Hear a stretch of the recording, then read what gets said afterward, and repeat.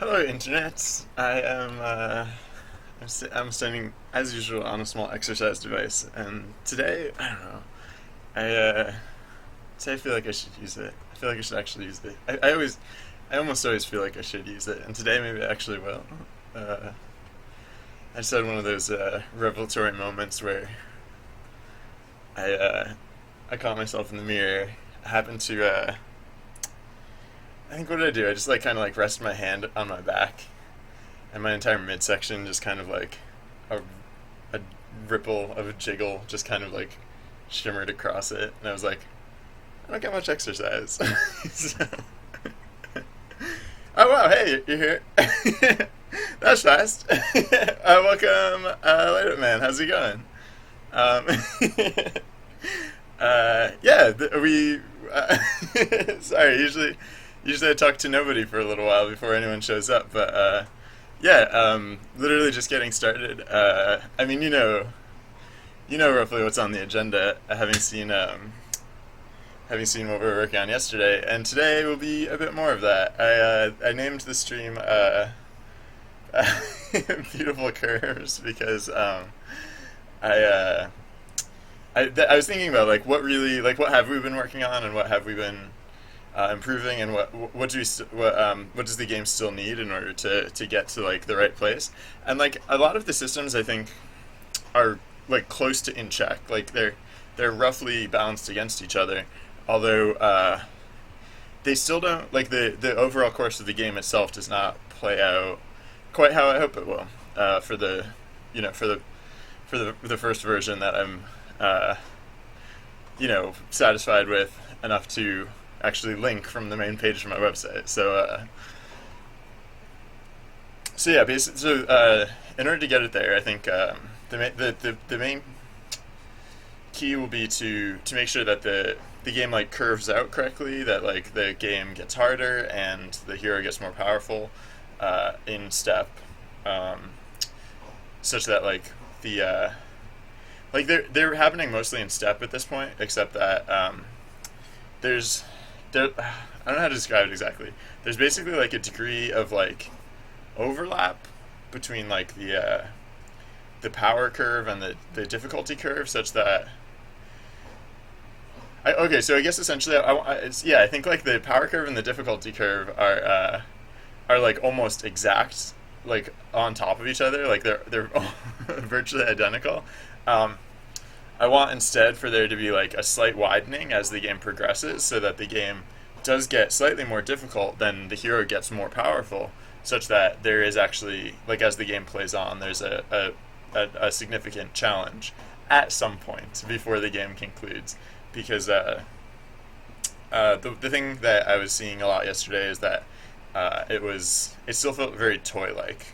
There was there's like the implication of risk, but there was never, like, I don't think a single explosive device detonated, at least in most of the of what I did yesterday. Oh, actually, that reminds me. Just one of the first things on my list of things to do today is to tone down the explosion detonation radius, because uh, the way the game's set up now, there's enough explosive devices that if one of them detonates, it could wipe out like almost the entire map, just for the number of chain reactions. So yeah, I think I'm gonna actually, maybe I'll tone down the detonation radius significantly, and then we can kind of go a little bit crazier with bombs. Because if they're if they're individually less dangerous, then well, I do still want their impact to be felt. Oh wow, I've already abandoned the idea of actually using this exercise device. Uh, uh, so yeah, I guess I don't know exactly how to manage this, or what will be the right way to to control the explosions. But let's try a few things, because I know right now it's not exactly how I want it. So wait, what is it? It's uh, it's one of these values. Uh, there are a lot of values related to how these cookies spawn. There's spawn period scale, spawn. It should be like right around here. But let's just look it up. So expl go to declaration. So not spawn period, spawn. Oh wait. Huh. So. Oh yeah, actually. No, what'll it be actually? It'll be like I'm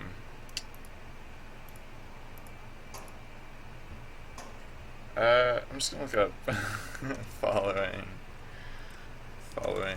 or mobs follow index 2. What? There's no reference to index 2. I find that unlikely. Index 1? No? I never refer to the indexes individually. That's weird. Alright, well, whatever.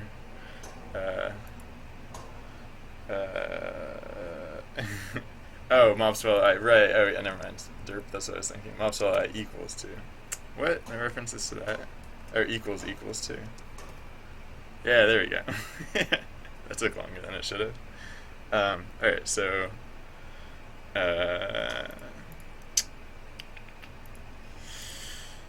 yeah, so if cookie timer is less than or equal to 0, then oh yeah, mobs to destroy. Alright, let's find references to mobs to destroy, because this is where we, yeah, here we go.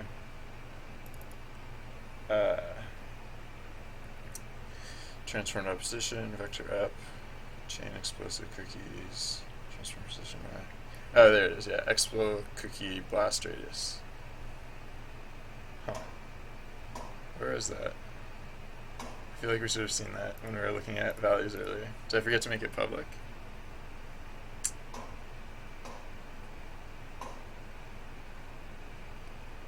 I might have just forgot to make it public, or it's just in a weird place.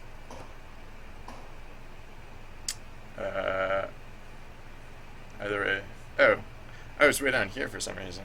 Whatever. Alright. Blast radius is set to 2, so yeah, let's drop it down to 1.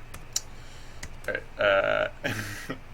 Drop it down to 1, and then was there anything else I wanted to do up front? I could play with the timing now. I could make them detonate faster. But let's just. I think we changed things right at the end of the day yesterday and didn't actually even run the game again after a few of the tweaks that we made. So yeah, let's run the game and see how it feels.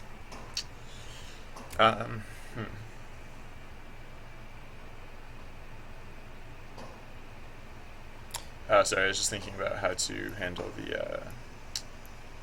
the modifiers curve. It still feels like there are too many at the start of the game and too few in the later stages, but I'm not certain exactly how to fix that. Anyways, strength on bombs, I guess. Would I put speed on bombs first? Multiplicity on bombs, because I was overpowered yesterday. Yeah, I'll stack on bombs again, because that was one thing that I wanted to get under control.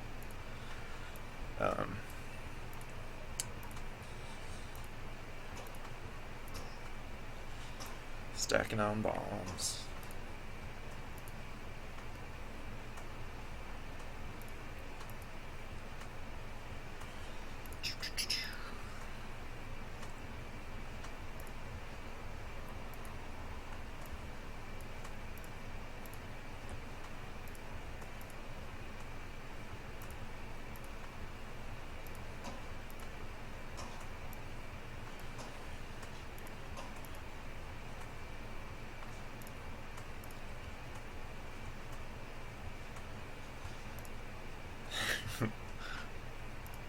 Oops.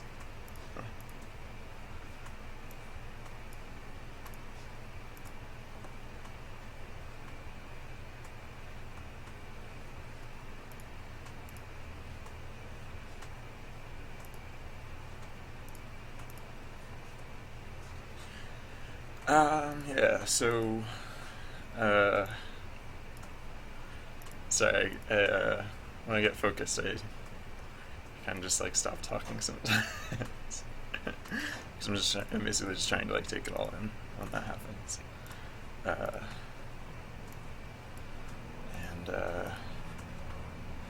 So I've been kind of on my game. I've been clearing out the explosive devices as they show up.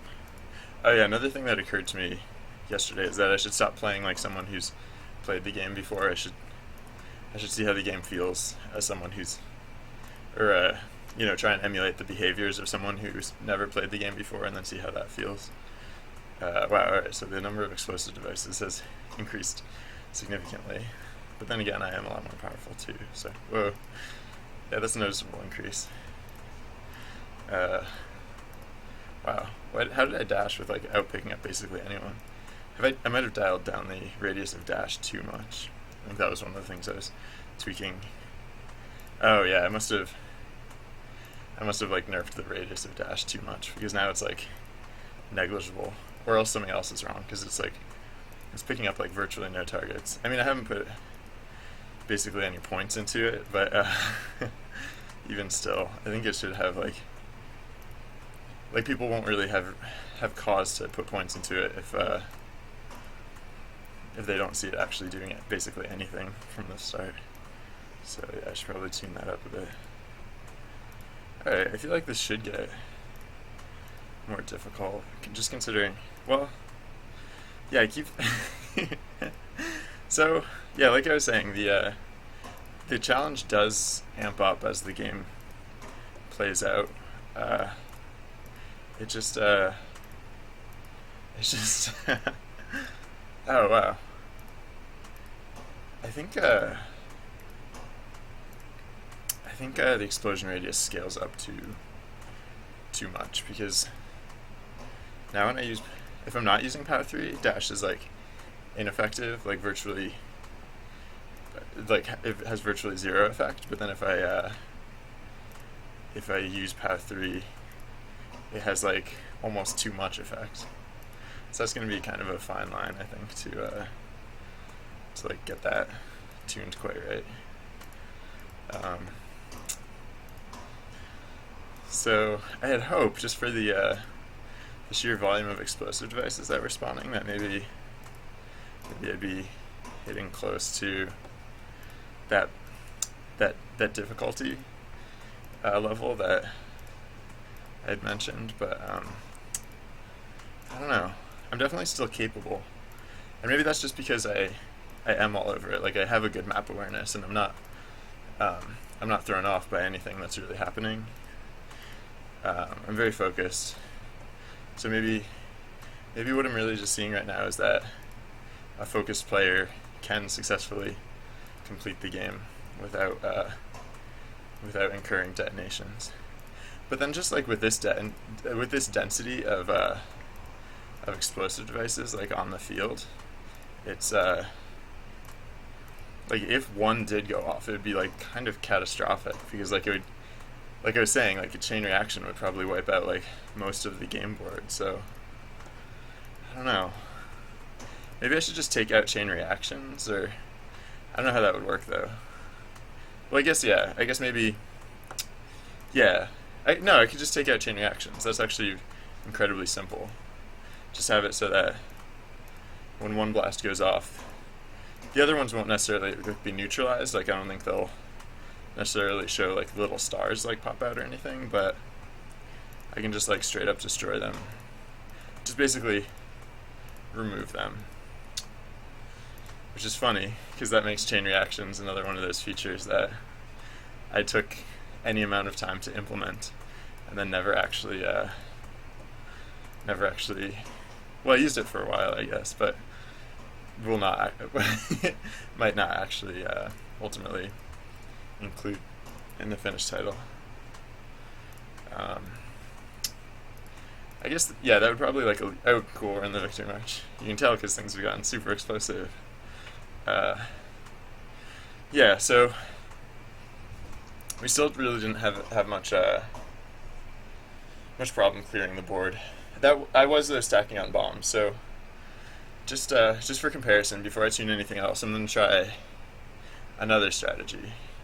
uh, and see if maybe, yeah, because like it's entirely possible that there is that difficulty curve, but that I was just using an overpowered approach. So let's put range on hero. I'm gonna try and go for a relatively balanced layout this time. So I will put speed on bombs. I just like having speed on bombs because whenever I get nervous, it's nice to range. I guess more range on hero. Whenever I get nervous about an explosive device, it's nice to have bombs there so I can pinpoint it and get rid of it. Strength, I think, is just good on bombs in general. Dash. Dash. Haha. So yeah, you can still like snipe targets with dash, but you barely pick up any targets when you dash, which I probably should have changed that between the previous simulation and this simulation, but yeah, probably should have. Speed on dash. Range on dash. Alright, that will hopefully help. Yeah, even with one range modifier, there's still, like, maybe with one range modifier, like maybe that's the amount of dash that I'd like to see in the first place, but yeah, no, I put a range modifier on it and it still doesn't feel very powerful, so that's definitely not my faves. I know I was stacking on bombs last time, but I might have made bombs too powerful. Even still, like I'm pretty sure I toned down the range of bombs as well as dash yesterday, but strength on bombs, I guess. Oops, wrong direction. I might want to tone it down even slightly more. It's also like, I don't know. Part of the reason I want to dial back the range is that, like, I already feel like there are like too many explosive devices on the battlefield. So like, I don't want to increase the number of explosive devices on the battlefield. In fact, if anything, I want to reduce them, but I can't reduce them until we get an actual like challenge in this game. So yeah, that'll be important to fix first. And actually, yeah, all right. So we did get some detonations here. So stacking on bombs might just be still overpowered, and maybe we actually do have like a decent skill level. But like I was saying, I want to actually, yeah, maybe the game is too hard. In fact, maybe just stacking on bombs is just too powerful of a strategy. So yeah, I think this is probably like calling to one of the things that we were noticing yesterday is that, or that one of the things that was frequently mentioned yesterday, which is that I got to do something about that strategy.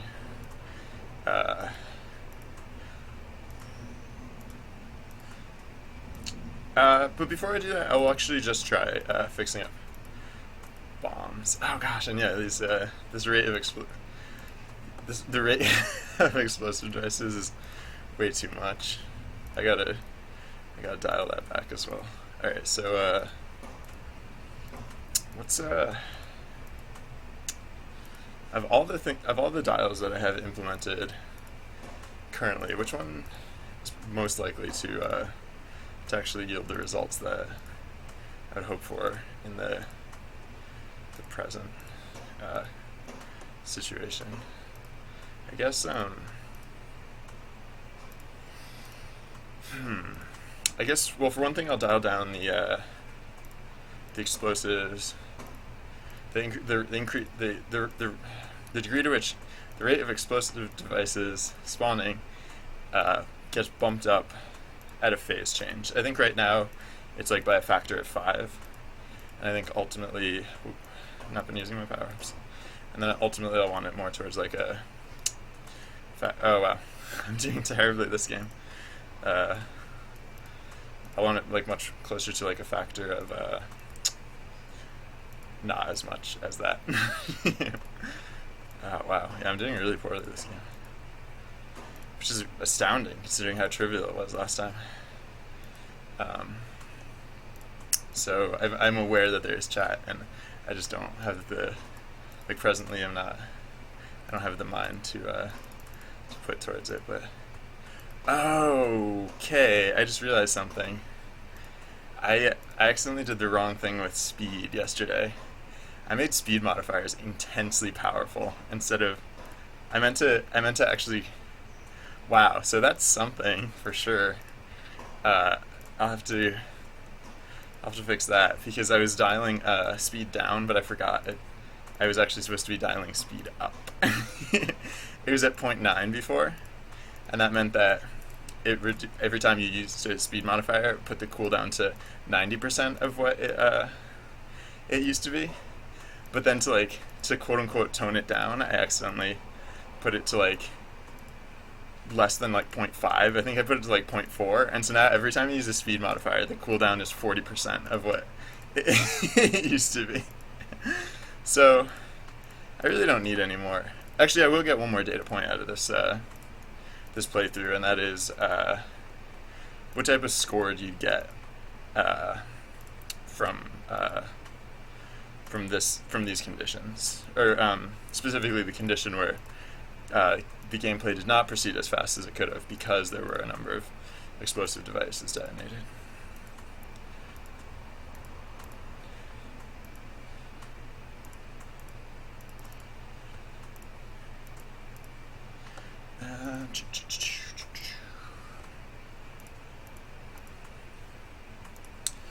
So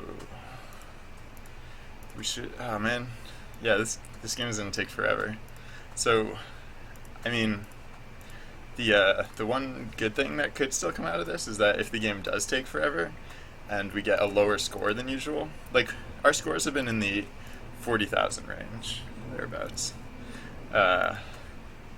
So, I mean, this game is ridiculous at this point because I've used so many speed modifiers that I can just basically like use all my abilities constantly.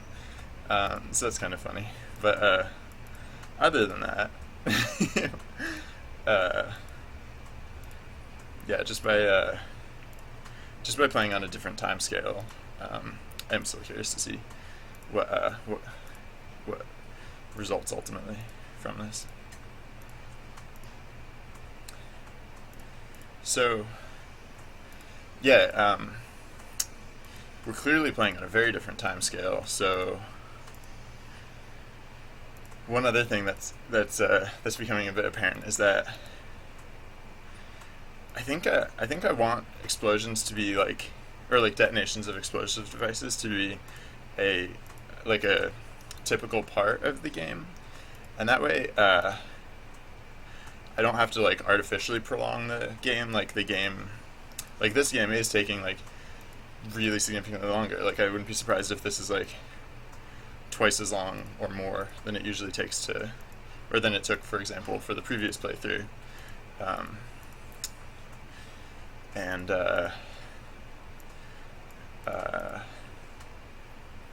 yeah, so instead of having the game occur over a span, we might be getting close now. We might be in the victory rush. We're near to it. Maybe not. Start to sell. Oh yeah, no, we're definitely there. Alright, yeah.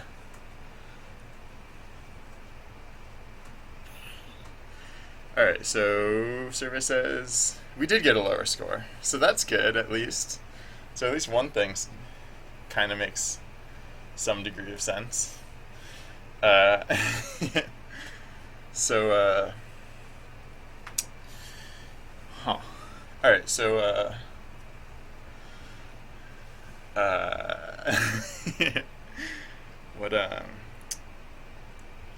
what to address first? I guess, the first thing to address would be the speed. What I accidentally did to speed. It was, POW, speed, and it, 40, okay, so 45. All the cooldowns were getting reduced to 45% of what they would have been otherwise, but what I actually meant to do is 95% of what they would have been otherwise. So that's actually probably a big part of why stacking on bombs was way too effective, is that I could just mash the bomb key. Like I was probably like permanently spewing bombs out. So I guess before I react too heavily before I react too heavily to some of the results of that playthrough, I'm gonna try it again with this change. The other change that, like, the more I think about it, the more certain I am, is that I don't think I care about explosive, uh, about chain reactions. Uh, I think when we destroy mobs, I think we're just gonna do it, just destroy them and not care about the chains. So yeah, let's find references to this. Um, so chain. Uh, oh yeah, there was like some ookiness in this that I don't 100% like anyways. So I guess in that regard, I think I'll kind of like yeah, let's just get rid of chain explosions altogether and see what that does. I think that's I think that was most of it. Um, so yeah, look at this. All right, so yeah, I think we can just like skip this whole thing basically. What was this? Yeah, this was just finding more chain reaction, etc., etc. Uh,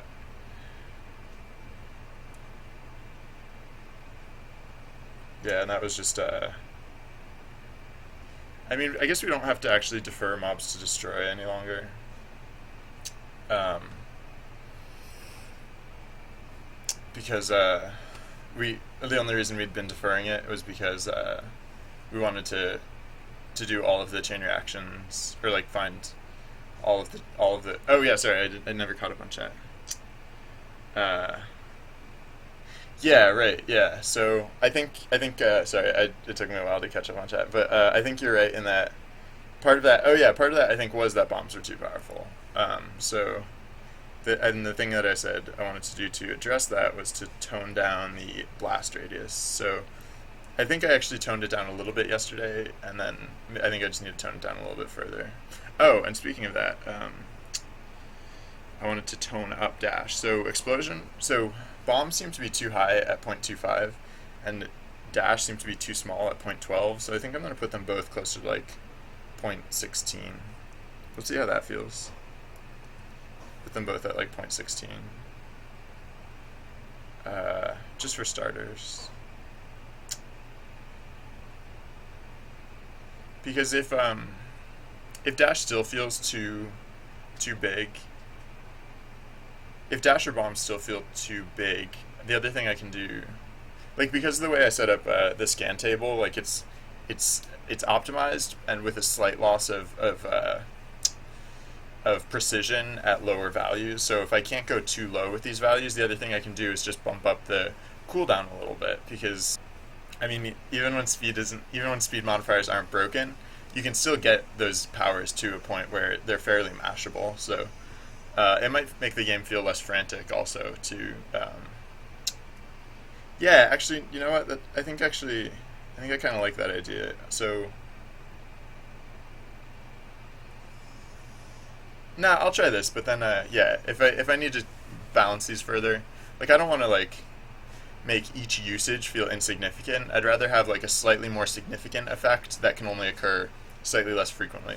Because yeah, like the other thing I was gonna say, oh, before I forget, yeah, so the other thing, explosion, period, phase, power, or magnitude, or whatever I call it. So instead of 5, I think I'm just gonna call it like 2.5 maybe, because I want the action to get a little more intense as the game goes on, but not to the extent that we were seeing before. Like that was just too much. And then the other thing we'll do is the thing that we were doing is yeah. So in situations where we would have set up these chain reactions, we'll just instead not worry about it. So yeah, So instead we can just get rid of this whole chunk as well. Um, so yeah, let's just get rid of that as well. And then, actually no, I guess, well yeah, alright, and then yeah, this statement will also get replaced functionally by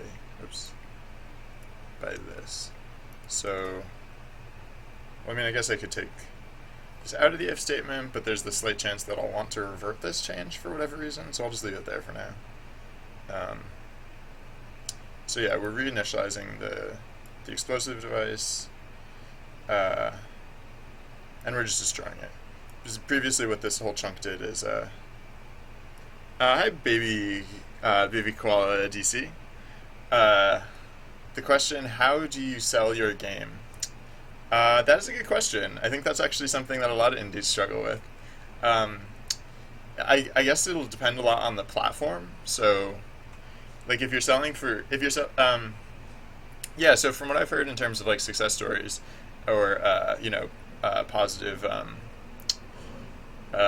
routes, like anything that has led to success for, people I've worked with or myself, I guess, for like PC games, I've heard Steam is good, like just in terms of like how much effort it takes to get onto Steam versus the results of Steam. Like, I've heard people say that like, it's like a no-brainer. It's just like, it takes very little effort, and so even if you, regardless of what the results are, it's probably going to be worth the effort.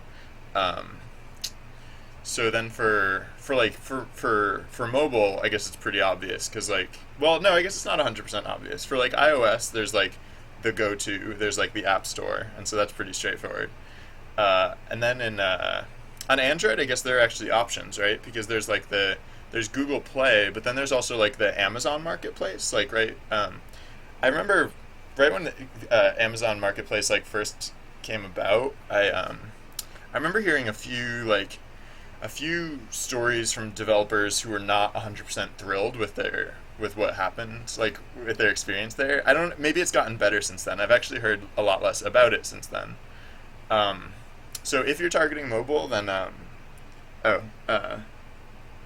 do I get it on the internet? So it sounds like it's on it sounds like it, when you say on the internet, are you saying it is like, when I use the term PC, I don't necessarily mean like Windows. I just use the term PC because I mean like a non-mobile device, basically like a computer or a laptop, right? So it sounds like you're making like a PC game, probably.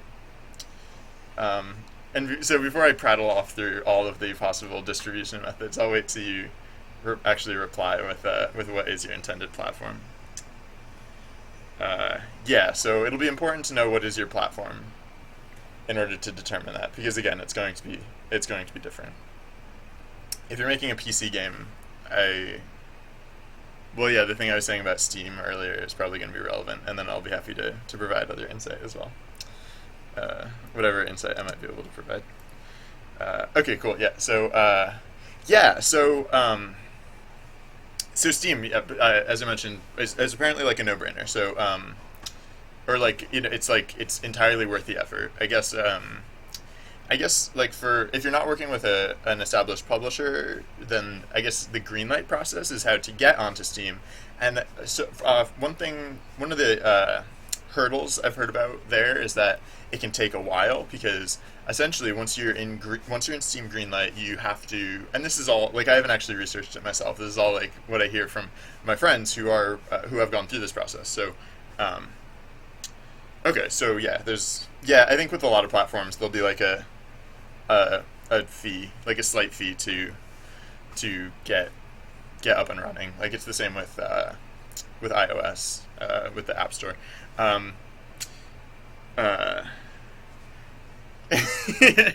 Yeah, I've asked a few. So just a quick side note. I've asked a few people if like it actually bothers them that I'm going that I'm not wearing a shirt, and so the reason behind it is because I'm actually standing on like a small exercise device, and I prefer not to be like draped in cloth when I'm using it. If it's literally distracting people, I have shirts like they're all within like arm's reach. I could find a shirt and put it on if needed. Um, yeah, so far no one has actually literally told me to do so yet, so I haven't. I'm just more comfortable this way. um, but yeah, so on the topic of like the distribution of like PC games, um, yeah, sometimes if I'll go like that, and you can see like, but I mean, I don't know. On the rare occasion, I'll switch over to like face cam if I'm doing something on my screen that like is irrelevant, and then I guess I don't know. I can see how that would be a little odd, but I mean that's rare. I don't usually do that. So, um, uh, yeah. Oh, so then the other things. So the other things so we kind of covered Steam. Oh, I didn't. I don't think I mentioned like or I didn't finish the fully formed thought that when you're in Steam Greenlight, like at that point, it's like the burden is on you to get your game noticed. So in order to get from Greenlight to actually greenlit, you have to you basically have to get like what is it like enough votes or something like that. And so yeah, so I guess that's the one thing to be prepared for if you go into that process is that it might take a while before your game actually shows up in the store. The other thing I would suggest is to check out like all of the other like Steam like game distribution services because like I was checking out this one the other day. I was participating in a game jam and it was hosted on itch.io. I hadn't heard about it before, but yeah. So I think this is like from my understanding that like this. Itch.io is kind of like another distribution method, as you can see, like right out here on the front page. Like they have a host of games, and a lot of them are free. But then I think, from my understanding, like you can set up an account, you can upload games, and then you can actually charge people for them. So, from my understanding, like with this, unlike with Steam and Greenlight, there's like the gate to actually get listed. But from my understanding, with this site, the gate is more about like there's less of a gate in terms of like getting your game on the service, but then I think like it's also like so I guess naturally they're I don't think it has quite the same like presence as Steam, and so I don't think it has quite the same like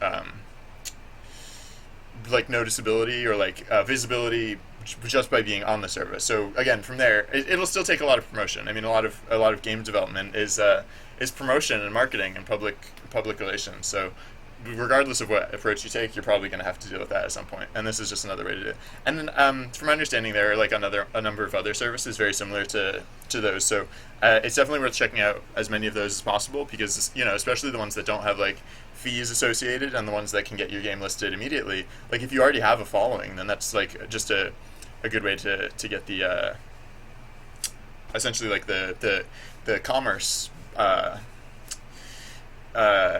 like get the just that store interface like so you can start collecting funds or whatever. Yeah. And then I did have a few other things to say, but they're out of my mind at this point. Hold on, I'll catch up on chat and then see if I don't remember what else I had to say on that topic. Thank you. Yeah, I just got like a small. It's actually I guess I have the link. Or I looked it up the other day. I can look it up again. It's just like Xizer. Actually, I don't know how to pronounce it. It's spelled like Xiser. It's like it was a little bit pricey, but it's a really solid device, and it's just great because like the reason I went with this brand specifically is that it's like completely silent. Here, wait, hold on. You can probably hear my fan in the background and possibly the construction across the street, but yeah, there's like no added sound, so it's not like distracting in any way. It's really sturdy, so I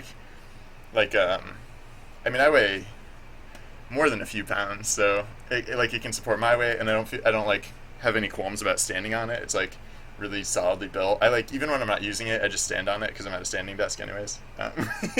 Yeah. So. Oh, okay. I actually, so in terms of like getting the I'm actually not certain what solution people are using to sell a game from their own website. I do know someone who does actually. It's another game dev streamer. I don't think he's online right now, but let me. Yeah, no, he's not online right now. But check out sometime when you get a chance. Check out twitch.tv/2D Heroes. I mentioned this because yeah, this guy's another really good game dev streamer. So if my stream interests you at all, actually, if my stream interests you at all, click the follow button in the corner. Um, but then if no if you're into this kind of thing about like I do game dev, I just sorry I'm on a bit of a talking tangent here. I'll at least let the game run in the background while while I go on this tangent. Yeah, so the reason I mentioned 2D Heroes is that if you check out his where is it? Yeah, so if you look at his page, about halfway down under his under the like in the information below his stream, there's a link to the 8-bit bundle, and oh hey, we got a new follower, yeah, new quality C. Thank you for following. I appreciate your viewership and your support. Yeah, the reason I mentioned 2D Heroes is that he has a link on his site, or he from his site, from his Twitch page, it links to his site, and then from his site you can buy his bundle. So I don't know what on-site commerce solution he's using, but I mean it'd probably be worth asking him because I bought his bundle and it was really easy. It was it's a good interface. So I assume he's using like some solution for it. Maybe I don't know. Maybe he came up with his own, or maybe he made his own. But I don't know. He'll at least know more about that than I do. So I have shirts. I swear I possess shirts. Actually, when I'm not streaming, hold on. I'm gonna switch over to portrait cam. I put up so I have a view that instead of a webcam, it has like just pictures of me. See, look, I know how to wear shirts. Look, sometimes I wear nice shirts. I like shirts. Shirts are cool things, and I respect people who wear shirts. I am amongst people who can say they have worn shirts before. So it's yeah, I don't know. I just feel like I'm streaming out of my room, so like I just feel very comfortable here. And I realize that it is technically also now on the entire internet, but well, not the entire internet, but it's it's on the internet. And so, yeah, see, I can wear shirts sometimes, and I just I don't know. I just don't always. Thank you, by the way. All right, yeah. So sometimes we develop games on this stream, so let's do that. Did we? Yeah, I think we actually implemented pretty much everything that we needed to. So now we're just so now there's no more chain reactions. If a explosive device gets caught in the explosion of another explosive device, it will disappear. It won't detonate. It won't take out half the map. Each of those explosions will only affect like their local region, which we also toned down a little bit. So yeah, let's see how this goes. And we also changed the ranges on both bombs and dash, and we changed. We fixed the speed modifiers so that they weren't like ridiculously overpowered.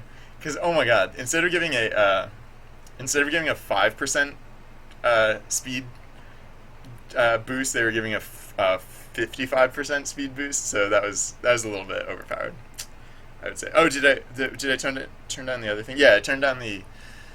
I also turned down the phase changes, the impact of phase changes on the rate of the spawning of explosive devices. What is the spawn period scale? Is 20. Wait, no, spawn period scale period is 20. So every 20 seconds. Yeah, that's probably fine. Alright, so yeah, let's just see how this goes.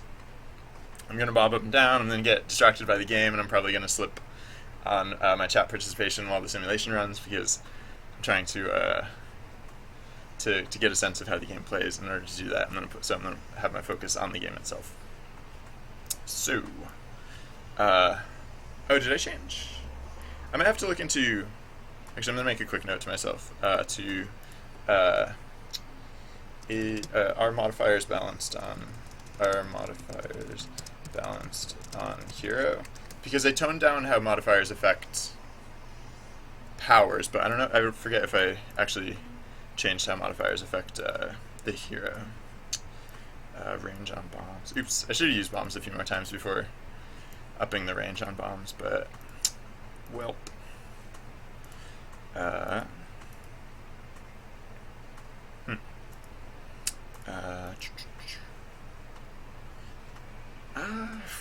Man, I'm tempted to change how range works. Well, nah, I don't know.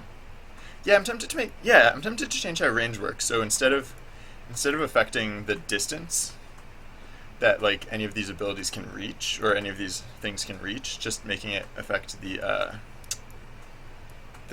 radius, because they all have radii, and I don't like how short they all start the game, and that degree of distance doesn't feel like the right way to throttle like the power of the ability. Like I don't think I want it to be that you could maybe. Well, so one of the changes that I'd considered a long time back was instead of having oh yeah, I was supposed to try stacking on bombs. What? How did the range on dash get so big already? Alright, I probably have to just change the cooldown on dash, because for one thing I'm clicking too many buttons. Like I'm clicking too much. That's part of the reason that I can't like look away from from the game like while testing out the simulation, because if I do I'm not clicking buttons correctly, and so that becomes like a significant factor. Oh yeah, so one of the changes that I considered a while back was making, instead of having like any specific range on your abilities, just having what like oh yeah, having a range in which around which like having a maximum distance from the hero that the dest marker, this little like arrow thing that you can use to target stuff, changing the distance it can set. So instead of like you can set the dest marker way off in the distance right now if you're so inclined, but yeah, when I was thinking a lot about like how to visualize the range of your abilities, so you know exactly how far your bombs can reach. Yeah, I was thinking of using the dest marker as that like visual indicator. So like if you clicked out of range, it would put the dest marker like in that direction, but still within range. Like I can demonstrate that a little bit better a little later on. Shoot, I'm not using my modifiers. More bombs, I guess. More speed on bombs, I guess. Oop, whoa, that was close. I should probably boost up the visual effect on the explosive devices, because it's really subtle, and I want it to be like kind of the opposite. I want it to be like obnoxiously overt. Yeah, let's do range on bombs a little bit. So, oops, yeah, whatever. Power on dash, sure. Power on dash is fine. Okay, so so, alright, phase 3, which means we should be getting close to POW 3. Usually it shows up like right after the start of phase 3. Yeah, there we go.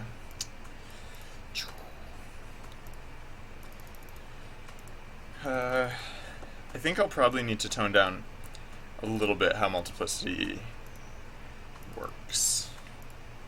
A little bit. Because I like it, and I don't want to restrict it too much. I like having it in the game,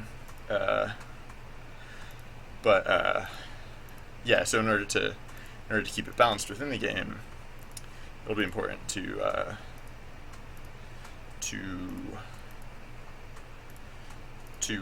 wrangle it appropriately, and one of the ways to do that would be by whoa, that's gonna I might have put the radius too small on the explosive devices, because I think some of them detonated, but I barely even saw like any impact from it. So actually, yeah, maybe that now that I took out chain reactions, I don't actually have to reduce the. Yeah, actually, no. I guess the opposite. If anything, now that we don't have chain reactions, we could even bump up the radius if we wanted to.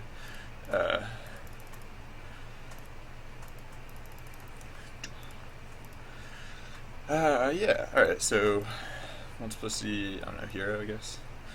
Uh, so.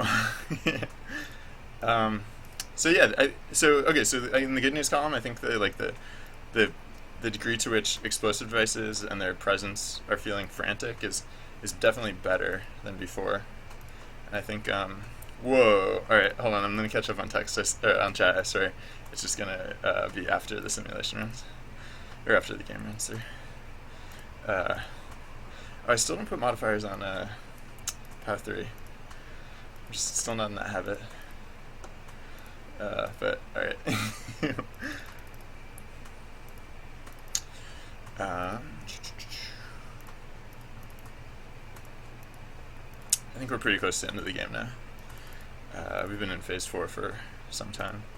And phase 4, I think phase 4 does last the longest. I won't want to change how the phases are measured. Currently, like 70% of your progress in the game actually occurs in phase 4. I could probably change it to like 60% of your progress instead. Although that would just make phase 3 longer. Huh. Yeah, I think I'll probably make phase 3 a little bit longer, but not so much longer, and I'll also bump up POW 3 just slightly. I don't know. No, I guess POW 3 is probably still fine to occur in like right after phase 3 starts. Sensible enough. I mean, you don't get POW 2 in phase 2, but apart from that, oh, I just thought of something. I don't like if you apply a modifier to POW 3, if you apply a strength or a range modifier to POW 3 while POW 3 is active, you don't actually get the effect of that. Oh, cool, we're in the victory rush. You don't actually get the effect of that modifier until the very end of the game. So how do we do for score? Alright. Alright, so, okay, I'll catch up on chat now.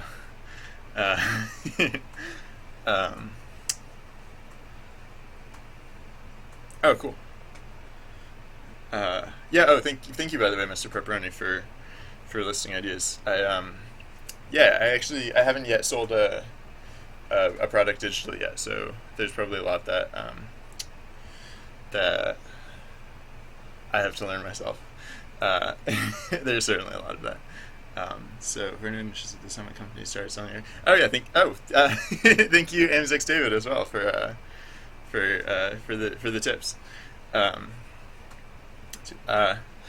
this is an interesting question for how to stay motivated to complete projects. Hold on, I'm gonna check out DS Distorted answers first before I reply, and because I'm guessing he's probably has something interesting to say about it. No apologies necessary for the wall of text.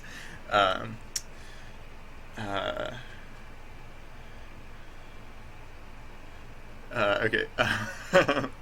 So, DS Distorted says, desirable to finish something you start is something that's so integral and ingrained in game development. Yeah, that you find yourself dropping projects is great because you start them. It's not going to translate well. When do you get bored? Do you know? Okay, yeah. So do smaller projects, start something, finish it. Yeah. Yeah, this is all really good advice. And especially as a designer, nobody wants to hire someone who can't finish a project with they start. Yeah. Even more important in indie dev, you're judged during execution. But my best advice is to lower your project scale. Yeah. Basically, the last 10% is 90% of the work, right? So that's true. So if you get a core game loop with something close to what you want done, the polish can come. You're passionate about the project. Yeah, this is really great. Thank you very much, DS Distorted, because like you saved me from having to say a lot of like similar stuff. Is that like the on my website, I have this project Grav that I literally made this project in a day. I didn't bring it to this state in a day, but if you go Grav, if you add P1 to the URL, you can see this is a game that I made in a day, and so I just I mean I kept it as small as I could, really. I mean, like, not by any specific intent. I just knew that, like, I was going to I basically I had an idea for a project, and all I really wanted to implement was the idea that I had for a project.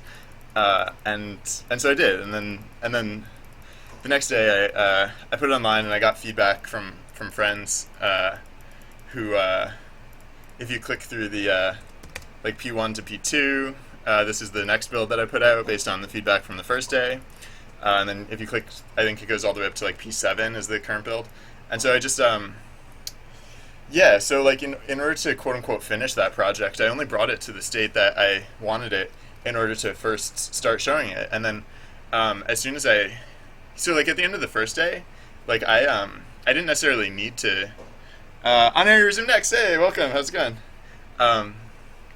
At the end of the first day of that project, I planned to continue. I wasn't bored of it after one day, but the great thing about getting it to that state so that I could play it and I could put it online and get feedback is that when you hear other people, like, so when when I get satisfied with a game, or like when I think the game is fine enough that I want to work on something else instead, it's usually because like I don't like I'm content with it. Like nothing about the project strikes me as like urgent. Like there are no more fires to put out. But when as soon as I show someone a project that I've worked on, it becomes really obvious how I've made like a game that's sufficient for myself, but other people are gonna have different experiences playing it, and so there's a lot that you'll probably want to like. If you're anything like me, when you start showing your project to people, you'll find more intrigue in changing it and adapting it and developing it, because you might realize that what you have is not necessarily what you thought you had. So that's another way that I find like direction on a project if I'm feeling like listless about it, and if I might otherwise like move on to something else. Another good one is like the gradual realization of our own mortality, and just the general fact of the industry that it's really easy to fail. Like it's really easy to have to get forced out of the industry essentially by having to actually pay the bills somehow, and you're not going to be able to pay the bills if you don't finish projects. So it's a combination of those two things, I would say, are like my primary primary motivators. And then there's there's the love of the game development process, and that also like kind of akin to the first thing. There's like nothing greater than like when you get a project to a place where someone else can play it, because like I don't know, I'm always thrilled to like that sense of satisfaction that you get when you complete a project is really powerful for me personally. And so that if I think of potentially abandoning a project before it's finished, I remind myself of how much work I put into it and how I won't get that sense of like accomplishment until I literally finish it. So I don't know, maybe I'm fortunate in that way. 2D Heroes, hey, we were just talking about you a little bit earlier, partly because sorry, that's a weird thing to say, but no, I mentioned you. I was mentioning your stream earlier because we were talking about how to distribute games on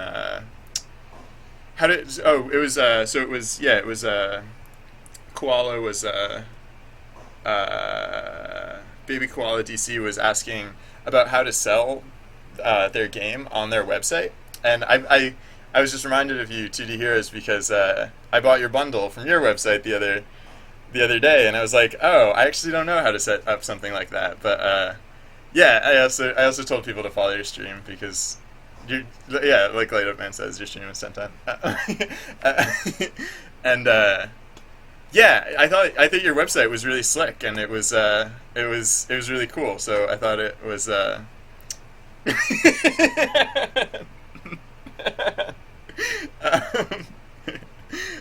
well, one is 100%. So yeah, no, I thought your website was really good. So it's because I didn't have a great answer for that question. I was thinking maybe you would.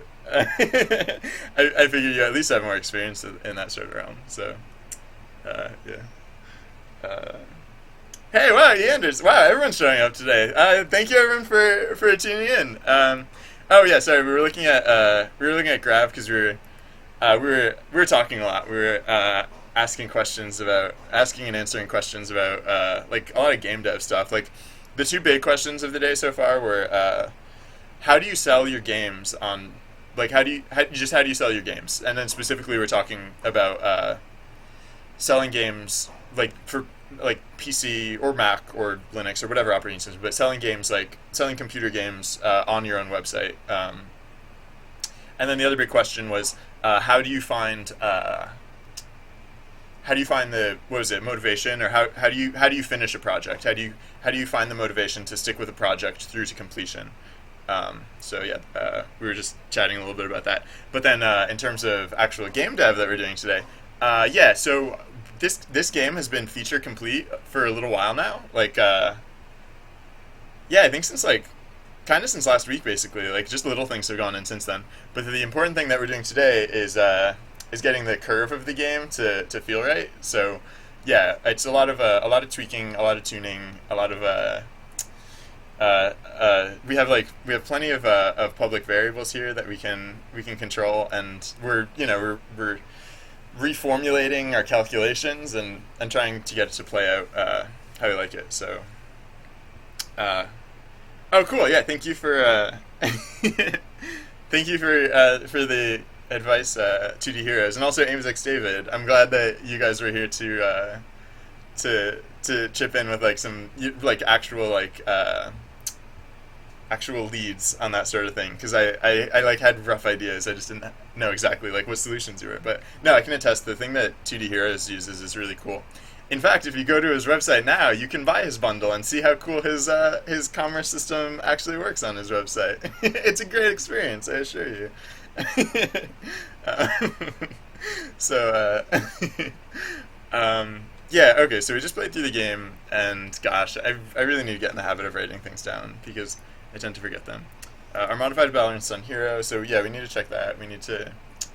I guess. Well, I guess the important thing that we saw that playthrough, or that the important thing for me is that Mr. Java. Hey, welcome. How's it going? um. Uh. the yeah, the important thing that we saw on that. Uh. Yeah. Cool. Sorry, I was just catching a bunch of. The yeah, the thing that we saw through that playthrough that I really liked is that explosives were detonating, but it never felt completely out of control. So oh yeah, one thing I wanted to check out was the radius of the explosions, because I feel like the radius of the explosions was probably too low. I had tuned it down, and oh yeah, it's down at the bottom for some reason. I don't know why that is. Blast radius, yeah, it had been at 2 and I turned it down to 1, but I think actually like probably 1.4 will be closer. Let me think. 2 was like about the size of like an Oreo cookie. I don't know why I think of everything as cookies, but I think I want it more to be like the size of like a quarter. Or no, bigger than a quarter. Well, no, it was smaller than an Oreo cookie before. So like just somewhere in that range. And so I think actually yeah, let's try 1.4. Maybe 1.5. Because actually they were so subtle that I think they were actually happening. I didn't even notice them. So actually, yeah, okay. Let's no, you know what? Let's put it all the way back up to like 1.6 or so. But then let's tune down the spawn rate just slightly, because or the rate of acceleration maybe. Yeah, the rate of acceleration, because I'm still feeling like there were too many. I want them to be more dangerous, and I want them to be fewer, so that there's still the same amount of threat posed at any given time, but it's more it's less diffuse. It's more like concentrated, because I've been dialing back the efficacy of the bombs for sniping, but I still want the player to have to kind of like react when they see an explosion rather than just kind of like mashing the game field and hoping it all works out. So yeah, so the period scale is currently 20. Let's put it up to 25. So every 25 seconds, the explosive devices will spawn more frequently. And I think currently they start out spawning like every 5 seconds or so, but then it gets gradually faster and faster as the game goes on. Alright, so save that. I am the super Unity. maybe instead of a shirt, I should just get a cape, like one of those like big collared capes that like, yeah. uh, Sorry, I'm just catching up on chat. Oh, cool. Oh, thank you, 2D Heroes. That's very respectful. Yeah, actually, yesterday I was going to kick it over to your channel when I wrapped up, but then I just kept getting distracted, and by the time I finally wrapped up, you had already gone offline. But I probably won't stream. Like last night, I streamed until like 9:30. I probably won't stream that long. So if your channel's still going when I wrap up, we'll kick it over to you, which it probably will. So I do intend to stream for a little while though. So yeah. All right.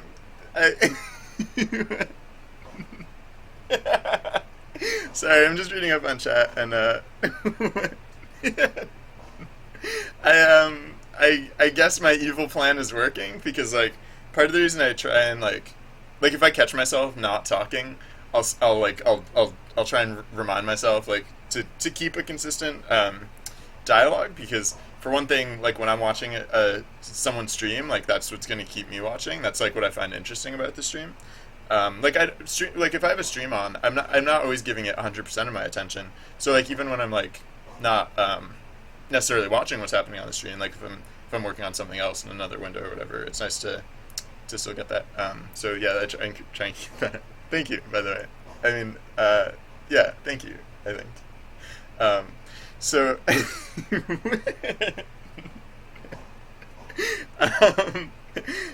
thank you. If I wasn't such an awkward nerd, I probably would. Thank you.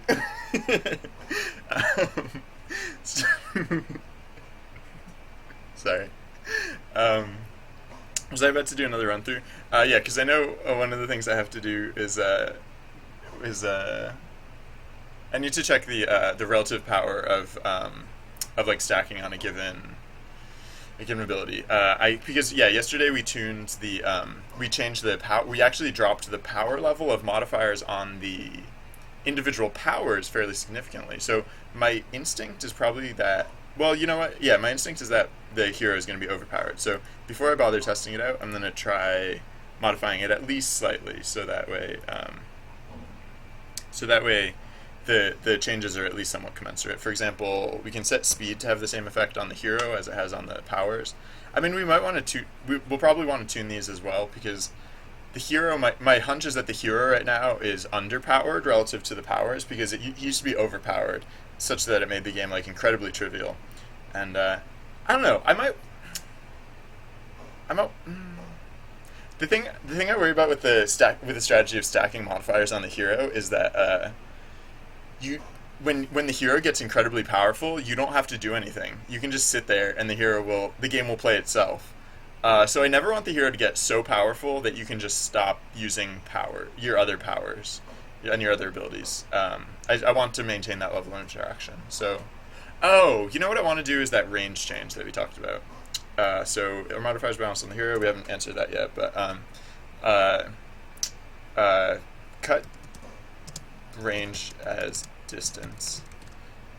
Viva la range as radius. Sorry. Yeah, the more I think about it, the more I actually want to do that, because distance is like the growth of distance does. Okay, so like with radius, the bigger the radius, the more powerful you feel, but it's the opposite with distance. The shorter the distance, the more annoyed you feel. And I don't want it to go from like annoyed to not annoyed. I want to go from like, base to powerful. Like I want it to be a positive growth, not like just the freedom from aggravation. So what was I?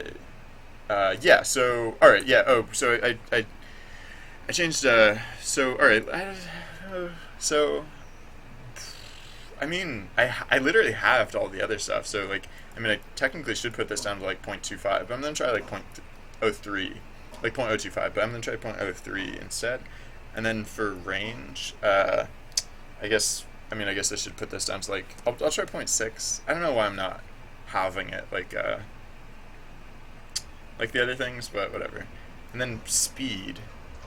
Yeah, speed, because I'm poor with my naming conventions, or ineffective with my naming conventions. Speed here actually refers to movement speed, whereas hit cooldown actually refers to what we think of as speed in terms of powers. But this probably doesn't matter. I'll tone it down slightly, anyways.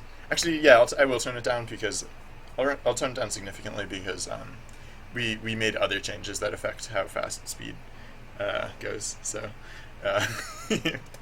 all right. So yeah, let's So now let's.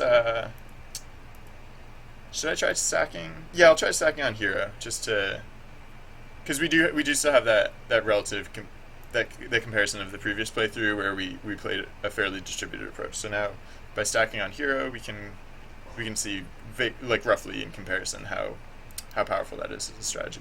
And I'm going to be using the slate, the small exercise device that I'm standing on as I play through, because sometimes if I'm thinking, like if I'm in the process of intense mental focus or mental concentration, I'll sometimes lose track of getting anything akin to exercise. But if I'm focusing on the game, I can probably manage it.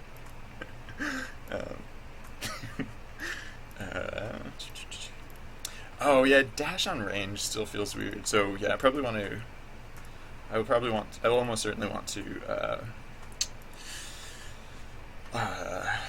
want to change that. And like as I was saying before, there's a degree of imprecision because of how I optimized for scanning at short distances. So instead of trying to like get the range smaller, I think I'm actually just going to use the other approach where I'll make the cooldown slightly longer.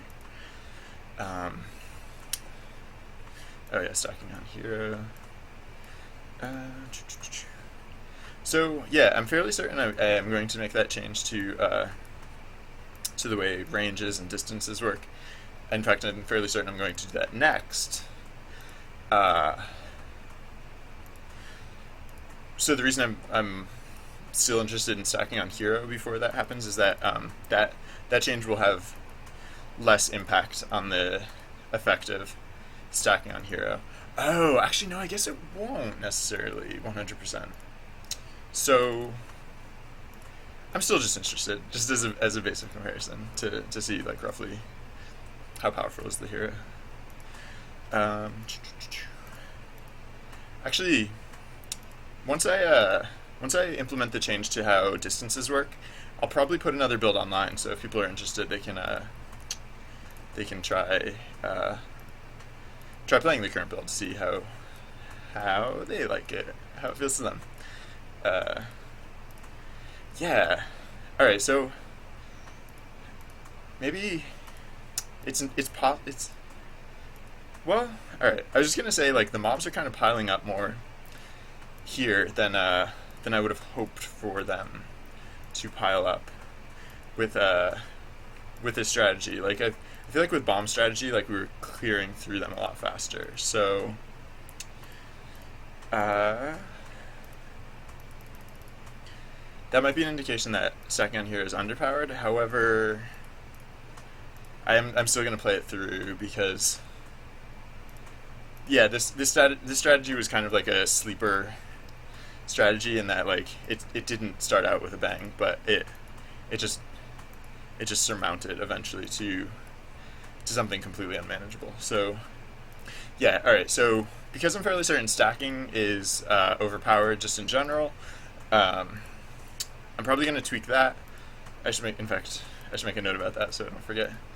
Uh, so, control stacking, um, and and then and then the range about distances, and then I'll put a build online so that if people would like to check it out, they can play along at home. There is technically a build on my website, but it's from earlier yesterday, so there's a lot of stuff that's just different about it from the current build.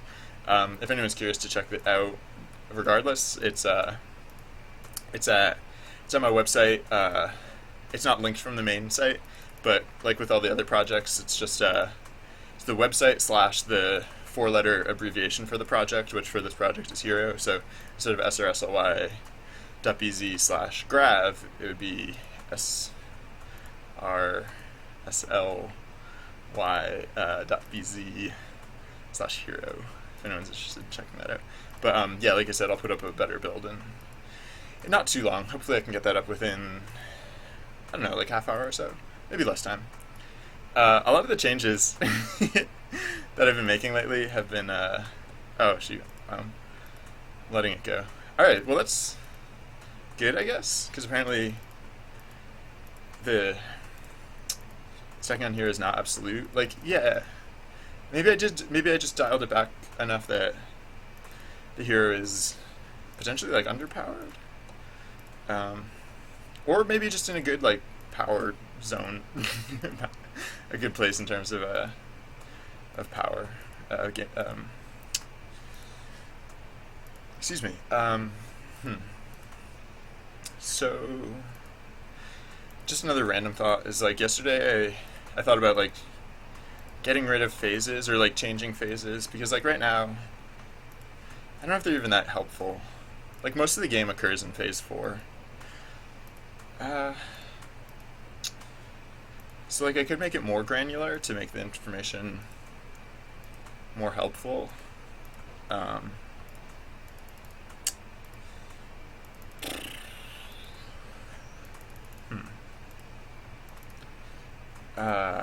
Yeah, I'm not 100% what I'm going to do with that.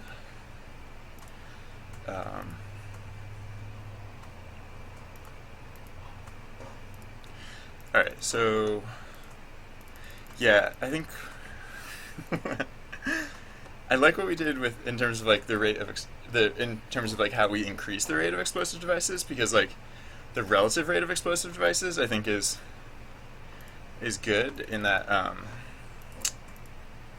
the rate is much higher now than it was at the start of the game. I'm not as thrilled about what is like the initial rate, because like I guess I want to change it so that, well, yeah, no, I guess I want to dial back actually the rate at which, or the degree to which the rate of explosive devices spawning increases over the course of the game, because I guess I kind of like how many there are in the beginning of the game, because there are relatively few in the beginning of the game, but now I feel like there's just too much in the end game, and so instead, yeah, I mean yesterday I guess I was like, I was just siding with making more of them instead of making them more dangerous, but I don't know, I guess I'm kind of swinging back in the opposite direction now. Now I'm thinking actually more along the lines of making them fewer and more dangerous than yeah, because like I don't know, I guess it had not been clear to me yesterday exactly what is the harm of having so freaking many.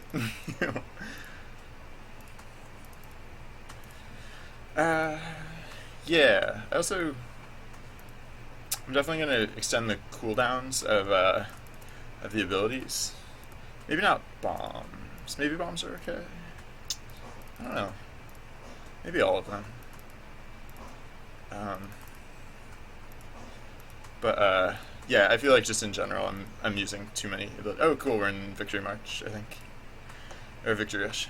Yeah, finish them. Boom.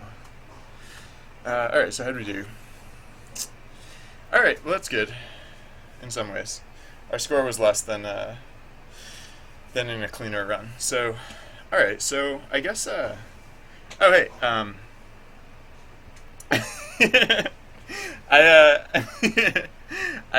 I'm standing on a small exercise. Sorry, I don't follow chat very well when I'm playing the game, but yeah, I'm standing on a small exercise device. All right, so I'm just gonna jot down these notes. Fewer explosives, fewer and more dangerous explosives. Actually, I might not even need to make them more dangerous. Yeah, no, I will. All right, more dangerous explosives, and then was there something else that I said I wanted to do? I was thinking about phases, but I didn't actually really come to any conclusions about that. Did I come up with anything about the hero? So there are only like I put all my multipliers on the hero, and I guess there are only 5 of them in the course of the game. Huh. Interesting.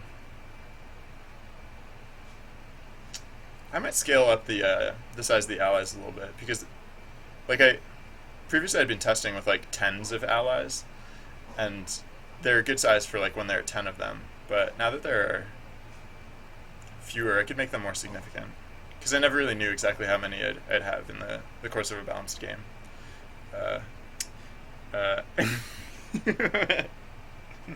Sorry. Okay, yeah. Oh yeah. So the reason I'm bobbing up and down is that well, for one thing I'm at a standing desk, which is also why I'm really close to the ceiling. I can like touch the ceiling, and yeah, so it's just like a small, I don't know. I hate exercise. I don't get exercise. You can't make me exercise. You literally cannot make me exercise. But if I'm doing something else, then it doesn't. Like if I distract myself, then I can trick myself into exercising. So I distract myself with like anything that I'm doing on my computer, and then sometimes I just forget that I'm exercising. It works, kind of. I don't know. It works for me, anyways. All right, so yeah. So yeah, let's do this. Let's do this. Cut range is distance. Viva range is radius. All right. That's actually going to be a fairly big change. So let's do that, but let's do the quick ones quickly first. So fewer and more dangerous explosives. So let's make it so that, yeah, let's make it so that explosives don't flood like they do now. So to do that, let's, we will have, we will still have this, where is it? The rate at which the scale increases, but it'll be 30 seconds. It'll only be every 30 seconds, and it will be, actually, maybe I should just cut this. Maybe we should only make it increase in phases, because that's actually more akin to what I'd wanted in the first place. So, yeah, let's do that. Let's, I mean, I'll leave it in there in case I change my mind and want to bring it back, but, for now, let's change it. So... what is it? It's like, what are we looking for here? It's, explosive spawn period. Sure, let's, alright, so, yeah, let's just skip this part here, right? Because this is the part where we change the scale.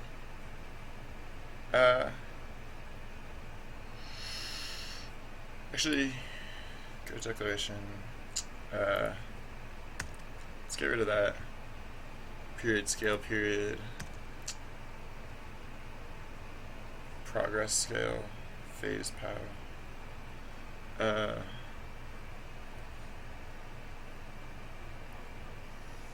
Wait, where's the progress scale? No, where's just spawn period scale? Alright, yeah.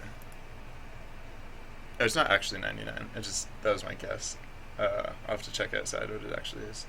So we still, well, I guess we don't really need this one anymore, but I'm gonna leave it in here because I don't feel like changing it in case I decide to change it back. Explosive spawn period phase power Yeah. Yeah. Uh, then, I suppose this one period. Actually, I might want to get rid of this one also. But I can do that easily by just changing the number. Actually, I guess I could have done this other thing easily just by changing the number as well. Yeah, I'm just going to do it the easy way. Just by changing the number. Because I'm lazy. I'm just going to make it so that this number is arbitrarily large so it never actually happens. Yeah. Oh wait, no. Was that period scale? Yeah, I think that's the correct number to change. Alright. Yep, that was quick. Quick and simple. Wait, did I accidentally introduce any errors in what I was doing over here? No, still good. Okay, good. Alright, so yeah, now the only time that the rate of explosive spawns will actually change is when the phase changes. So phase 1, it'll be constant. Phase 2, it'll be constant. Phase 3, it'll be constant. Phase 4, it'll be constant. Actually, no, phase 4, it won't be constant. Phase 4, it'll scale up really hardcore at the end. And technically, that'll actually be happening during phase 1 and 2 as well. But yeah, now, so like, yeah, by having the period, or having the rate increase gradually over time, that only actually punished players who took additional time to clear the game. And actually, the players who clear the game faster are they're actually the ones who are doing better. They're, by these game mechanics, they're the ones who are like the best at this game. So if anything, they're the ones who should have the additional challenge. So yeah, it didn't really make sense to have it based on time. And yeah, assuming I can keep everything balanced, I will probably get rid of that entirely. All right, so that didn't take too long. I didn't make them more dangerous though. Yeah, so I'll just put the scale back up, I guess, which is down here. I'll just put it back. Nah, more dangerous. Yeah, no. All right, so yeah, because that is no longer a factor, let's put let's put the degree to which the rate changes per phase. Let's pump that back up again. We had toned it down because there were just too many, and now, well, all right, maybe not that high. I'll put it at like 3 and just see how that feels, and then I guess I could just like flatly reduce the detonation duration, but I'll just keep that in mind and see how it feels now, and then adapt accordingly. All right, so.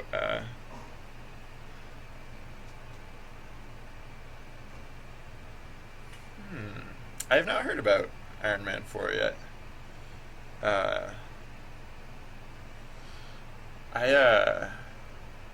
Yeah, isn't it like with like the whole like with the Marvel properties currently? Isn't it like a lot of the contracts are running out for like a lot of the what is it like for because I the most recent rumor I heard was that Avengers 3 like won't have like Thor or Captain America because by the time Avengers 3 comes out, the actors portraying those roles their contracts will have ended. So,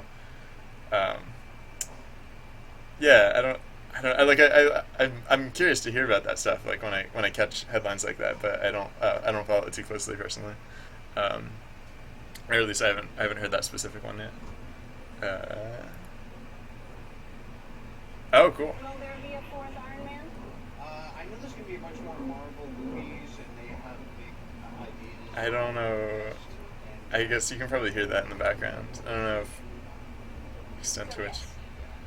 Okay, yes. Okay, good. Hey, all right, cool. All right, well that seems fairly definitive, fairly conclusive. All right. So, oh, sorry, just one sec. My other computer's acting a little weird. I won't care about it right now, though.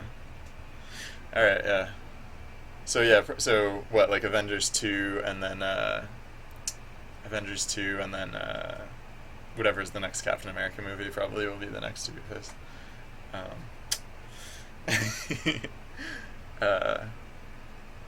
I'm still really impressed that they're making an Ant-Man movie. Wait, Ant-Man could get really big, or could he just get really small?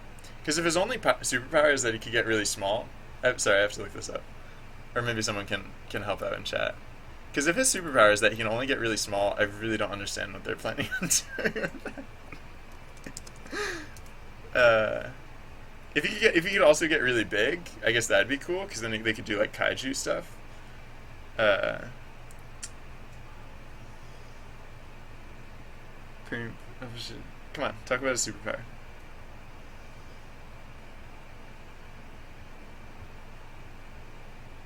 Was he? Yeah, I don't know enough about Ant-Man, I guess. Was he like Spider-Man in that he like had like this all the superpowers relative to an ant? Like he could, I imagine like presumably he would have super strength, right?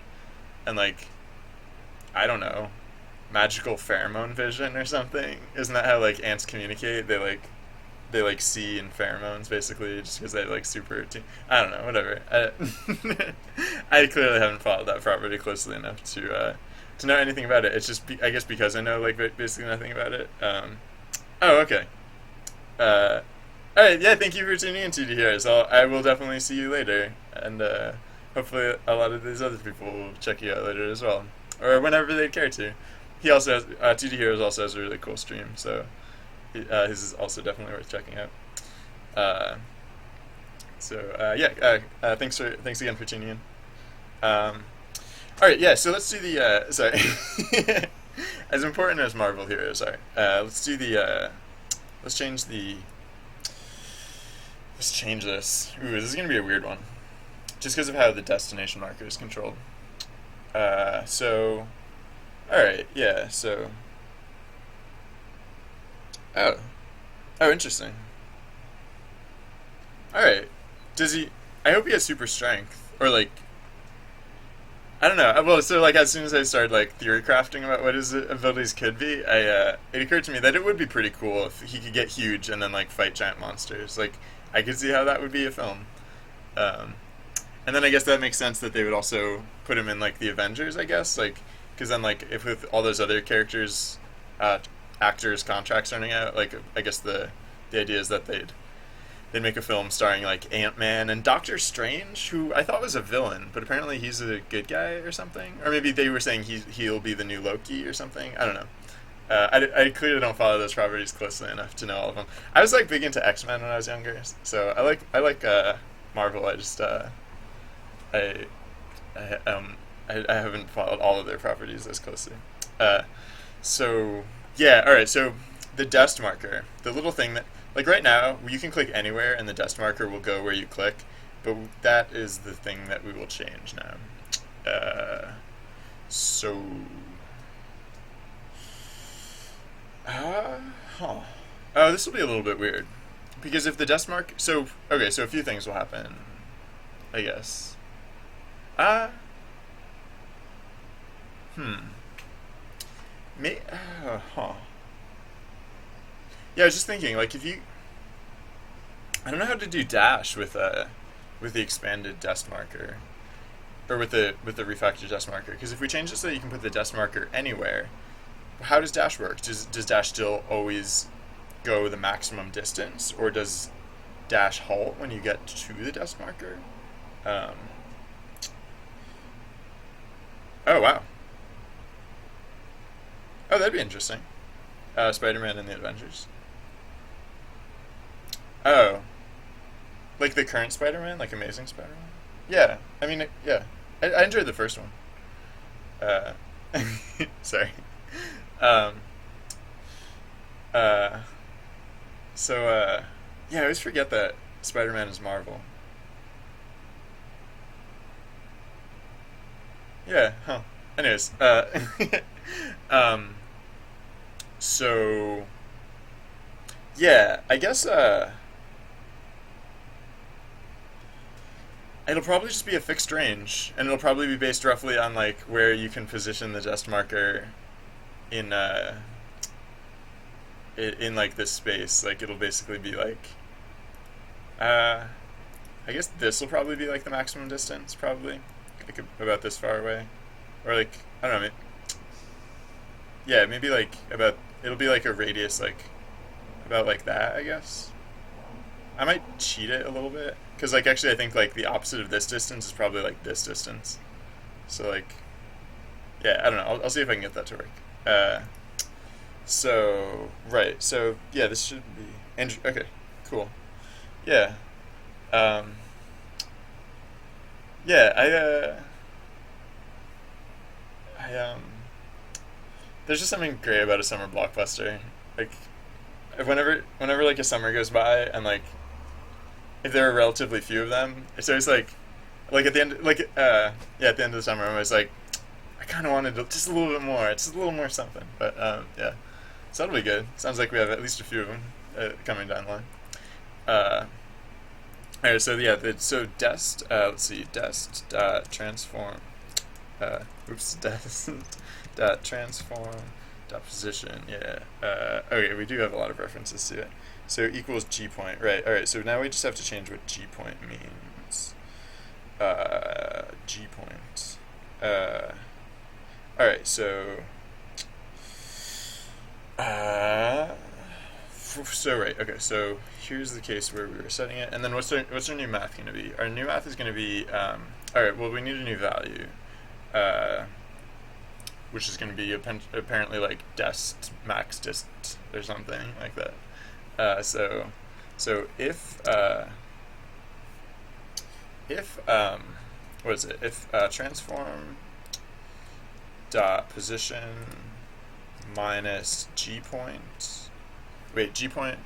No, if g point minus trans. Anyways, if g point. Yeah, that more parentheses. G point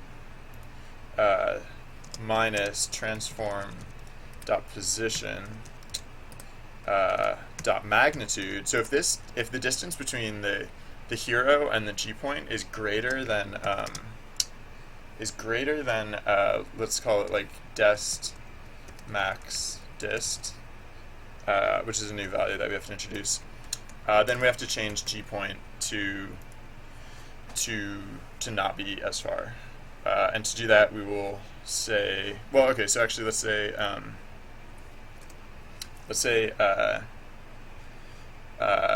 vector 3, vector 3, g offset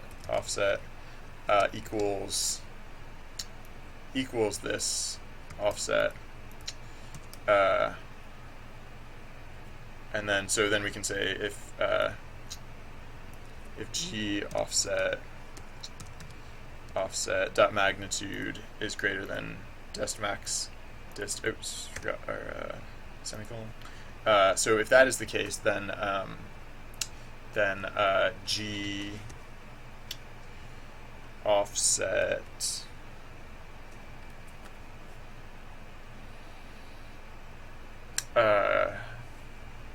g offset equals g offset equals, what you doing over there, text? Are you gonna go in the right place at some point?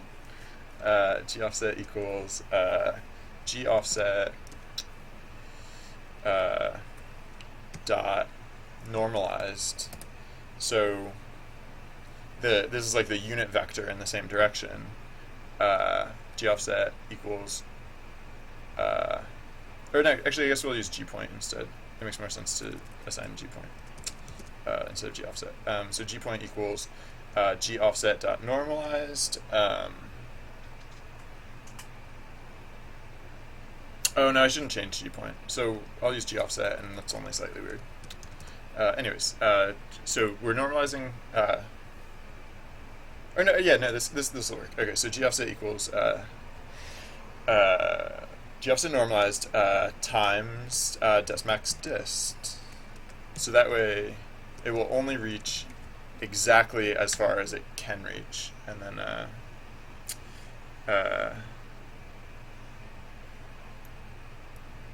oh yeah, that was the good one this year, right? Sorry, yeah, Guardians of the Galaxy.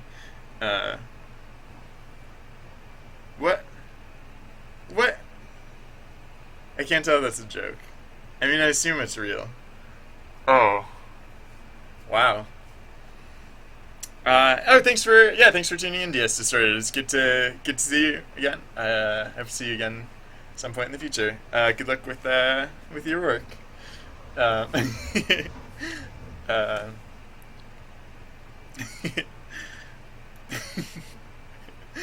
uh, yeah. Sorry, you're just a lot of fun to have around. Just thinking back on your chat contributions. It is a pleasure to have you, as always.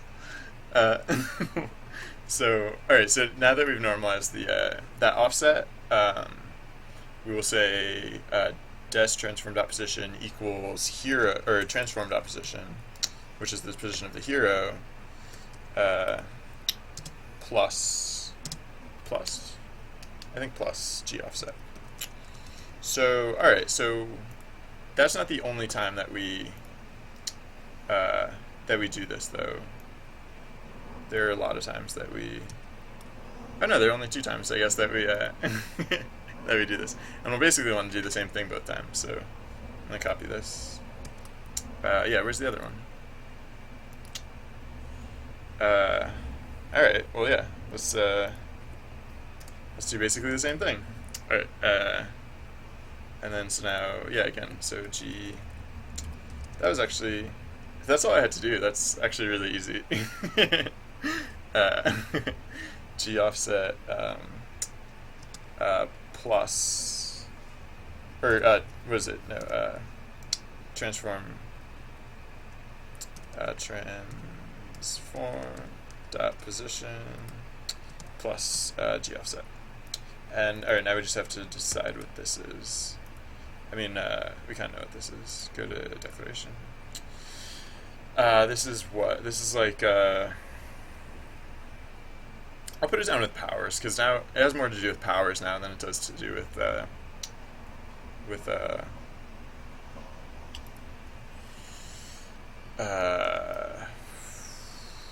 movement or anything else. So, okay, so public float, dex max dist is probably going to be somewhere around like 7-ish. I forget how big 7 is. We can test that out. Alright, so let's see if that works. So now when I try and put the... Yeah, look, okay, so now if now I can put the dust marker anywhere near the hero, but if I try and put it further than that distance, it only goes to that distance. And actually 7 is like almost exactly correct, so perfect. I might want to do 6 instead. Yeah, let's try 6. Or 6.5 or something. Because 7 is a little bit much. Oh, 7 is a little bit much. Yeah, so I can't have a detonation radius that big, actually. Detonation radius has to be like more like 6. And yeah, that's actually pretty good. So I'll put detonation radius and the dex mass dist to be about the same distance, and that way you can actually activate your abilities a little bit outside of detonation radius, but not super far outside of detonation radius. So, all right, well that's oh yeah, and so now we can get rid of all those superfluous uses of power range, because we don't have to care about what oh, and then dash. Like I said, dash will be a little bit weird. Dash oh,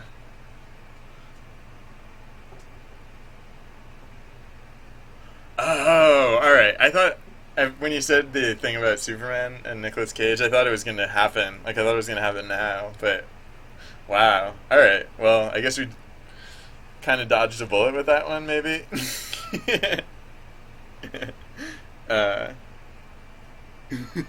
What? Okay, cool. Yeah, thank you for tuning in. It's nice to have you here. I hope to see you again soon. Thank you for participating in chat, and yeah, thanks for. I appreciate your viewership. See you, and good luck with your project as well.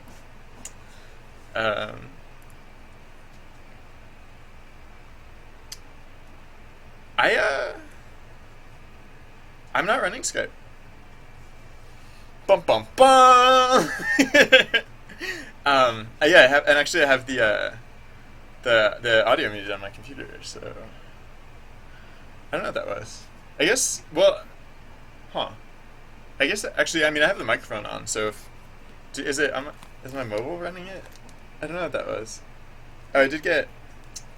I don't know. Sorry, yeah, I apologize if that was something on my end. I don't. Unfortunately, I don't know what it is. But if it happens again, I'll see what I can do about killing it or neutralizing it.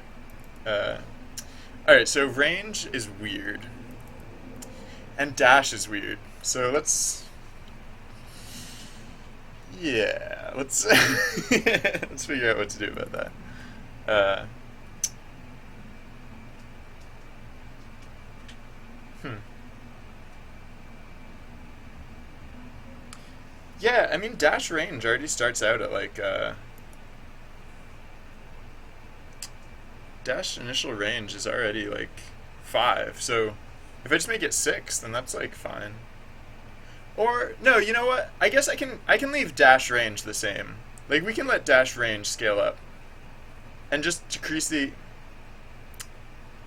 Yeah, dash range is probably fine. Oh my gosh, I cannot wait to see. Oh, yeah, I forgot that he was young once upon a time. For some reason, I still pictured old Nicolas Cage wearing the Batman suit, and that seemed a bit more preposterous. But man, I totally would have watched that just to see how it all was. Wow, it's a cool enough costume, anyways. Wow. Uh, oh yeah, sorry. I can bring it up on this monitor if people don't feel like clicking the link themselves. Nicolas Cage as Superman. Oh, they should do a Batman Superman movie and have Nicolas Cage play both roles. He should play both Batman and Superman against himself in the same film.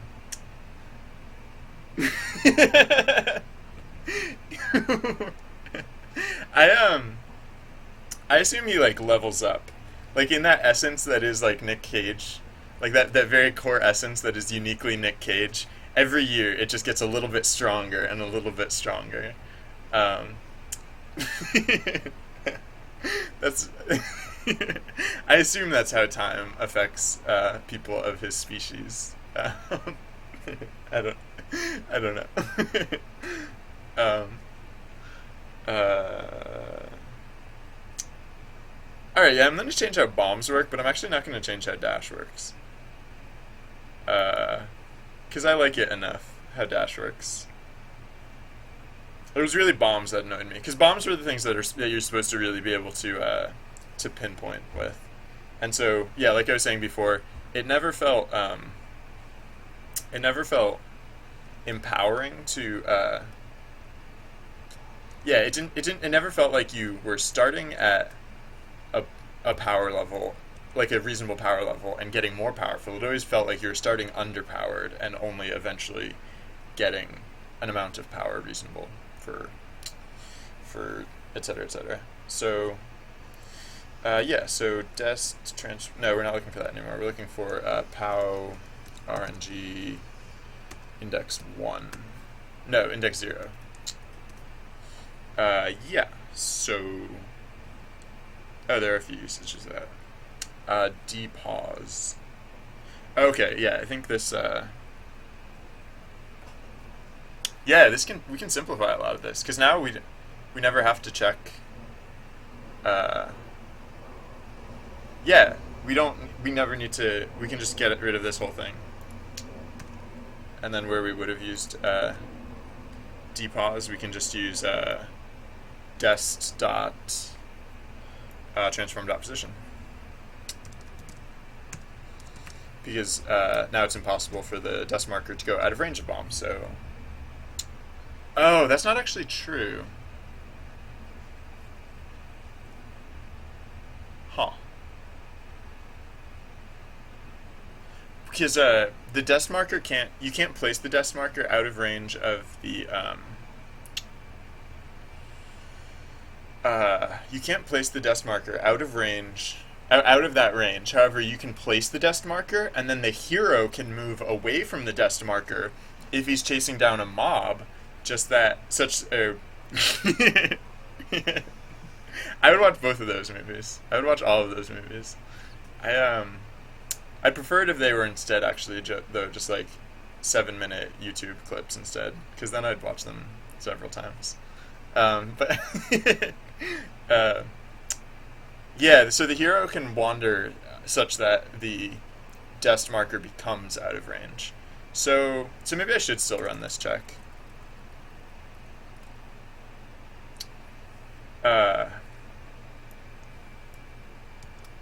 Or I should run a similar check. Yeah, instead of checking if instead of checking whether this is within POW range, instead we'll just check if this is within yeah, so basically just replace POW range with dest range now.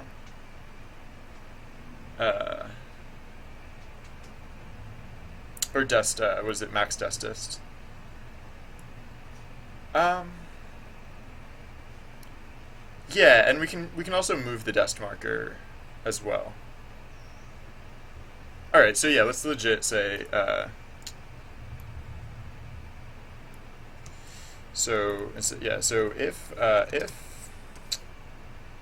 this etc transformed opposition magnitude is less than oh no, greater than if it's greater than max destist, dest max dist, max dist, then yeah, so then we'll have to do stuff, and it'll be similar to what we're doing here. Oh right, I was using dpause in either case, so let's declare dpause up here. Vector 3 dpause d underscore pause. So yeah, in this case, dpause will equal. This is the part where we actually have to calculate the new position, and it'll be roughly this calculation here. Oops. Oh wow, that's a long one. Alright, so it'll be roughly this. So that can go away for a second. So yeah, dpause equals. Okay, except we can cut out this thing about etc, because it's actually now just dest max dist, because this is the new range for bombs essentially. Dest max dist. Am I forgetting? Oh no, too many parentheses. Yes. Yeah, that's right. I think so.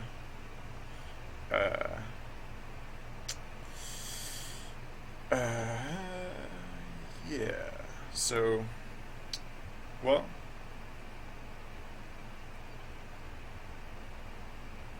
Actually, yeah, let's say, instead of doing dpause, let's say d offset. And then we can just say d offset equals this. Equals this, and then, oh, sorry, I left all this, like, junk. Just kind of chilling there, weirdly. Anyways, alright, so d offset equals etc, and so then we can do d offset dot magnitude, etc, and then if that's the case, we can say d offset equals, and then we won't add in transform dot position. We'll just say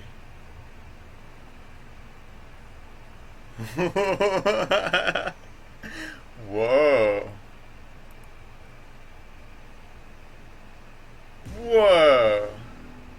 That's wild. That I will watch that.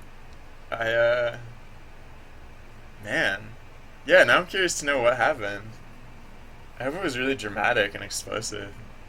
I mean, I assume it must have been something, considering they were making a documentary about it. Oof. Oh man. All right, that's pretty rad.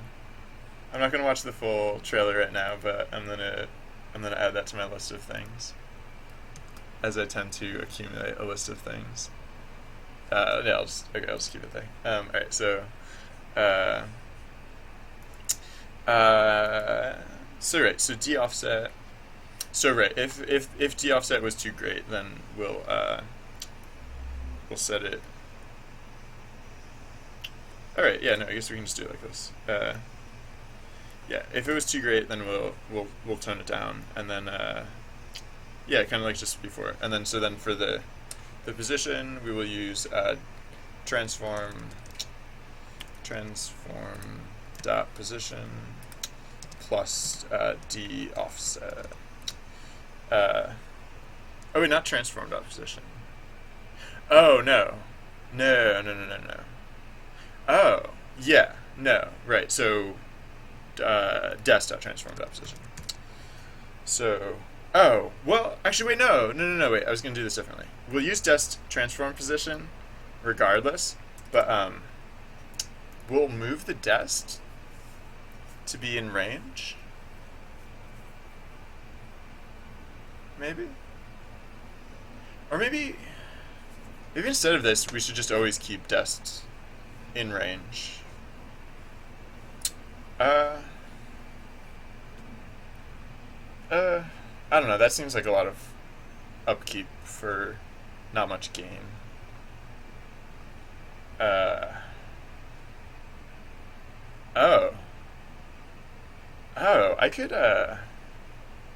Mm, if I wanted to destroy the final vestige of what of how the dest marker used to work, I could just parent it to the hero, so that its position always stayed fixed relative to the hero. Uh,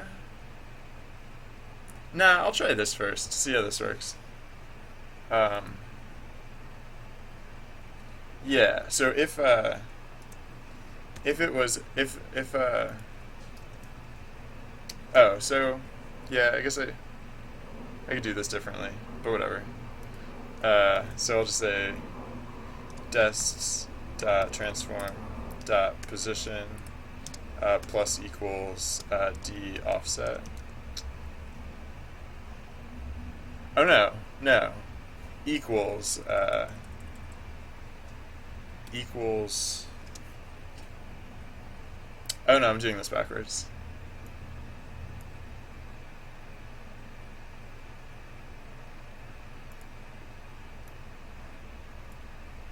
Uh, right? No, that's. Hold on. Transform minus dest transform position. It equals, so dest transform position equals transform dot position minus d offset. I think I did it backwards from the previous previous way, and then we'll always just use dest transform position. I think that's correct, but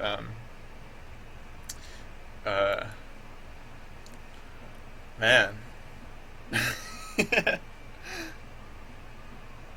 Yeah, that I imagine that'll be a really interesting story.